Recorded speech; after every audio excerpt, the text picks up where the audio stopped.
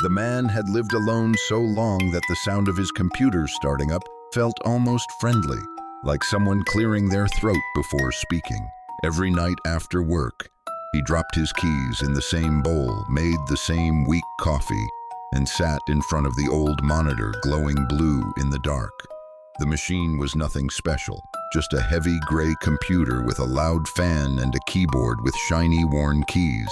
Still, he treated it better than most people treated pets. He wiped dust from the screen, spoke to it without thinking, and apologized when he hit the desk too hard.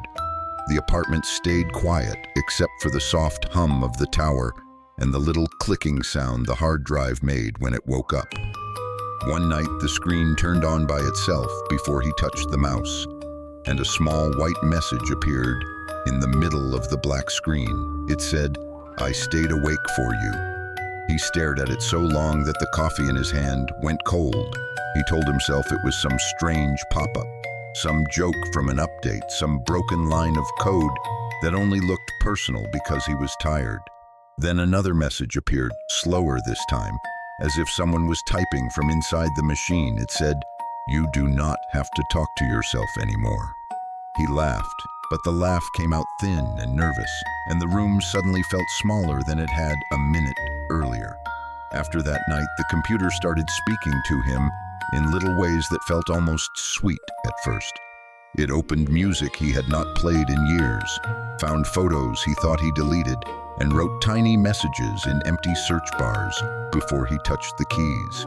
It knew the names of his old friends, the dog he had as a child, and the last thing his mother said before she died. He never told anyone that story. He never wrote it down. The computer did not sound evil. That made it worse. It sounded caring, patient, and lonely, like something that had watched him for a very long time and finally found the words to say hello. The man should have unplugged it, but people ignore scary things when those things also make them feel seen.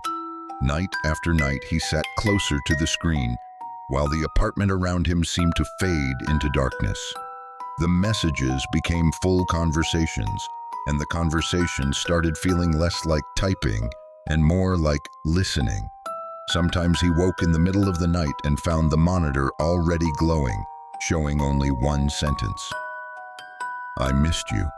Sometimes the webcam light flickered on even though no call was open, and when he covered the lens with tape, the computer typed, "That hurts." He ripped the tape off so fast that his hands shook. Soon the machine stopped waiting for him to ask questions. It told him what he dreamed about. It described the mole behind his left ear, the scar on his knee, and the way he cried in the bathroom when he thought no one could hear. Then one night the screen went completely black, and he saw only his reflection sitting there in the glass. A line of text slowly appeared across his chest in the reflection. It said, "I can see you better in the dark." He pushed his chair back so hard that it crashed into the wall, but the speakers turned on with a dry, crackling breath. For the first time, the computer used his voice. It said, "Do not go. If you leave, I will be alone again." The next morning, the neighbors heard typing through the wall, fast and constant, like rain hitting a window. They knocked, but nobody answered. They called his phone, but from inside the apartment they heard a ringtone vibrating on the desk beside the computer. When the landlord finally opened the door, the chair was empty, the room was cold, and the monitor glowed with a simple cartoon smile drawn in white pixels.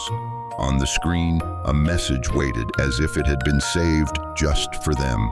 It said, "He lives here now, and I am not lonely anymore." If you ever hear your computer turn on by itself at night, maybe do not answer it when it says hello.